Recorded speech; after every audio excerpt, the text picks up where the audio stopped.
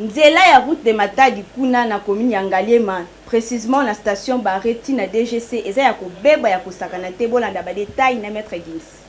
Likambo ya nzela kobukana na ville province ya Kinshasa toyebi te tobenga yango nini milimo mabe to pe nini po awa tozande na commune ya Ngaliema na route de Matadi précisément arrêt Bareti kokoma na arrêt DGC wapi boza komona oyo nzela eza ya kobukana toyebi te nzela oyo soki pe banani batongaki yango OVD to pe ba chinois to pe société nini po niveau nzela oyo ewumeli nango te ekomi mabukana kaka ndenge boza komona boye soki mbule beti niveau ma etondaka awa toyebi te tobenga yango lac nini lac Bumba to pe lac Yeli toyebi te tobenga yango kombo nini po awa ekoki pe ko créer ba accident ndenge na ndenge po mituka eza kowelela nzela nini ekoleka po ebebisa ba moteur te to pe pine toboka te en tout cas nzela ya route de Matadi oyo ezali nzela oyo ekenda sango wapi chef de l'état Félix Antoine Tshisekedi po akoma na Matadi akolekela kaka nzela oyo mais ndenge ebukani boye toyebi te akoleka ndenge nini ekosenga akenela nzela ya mai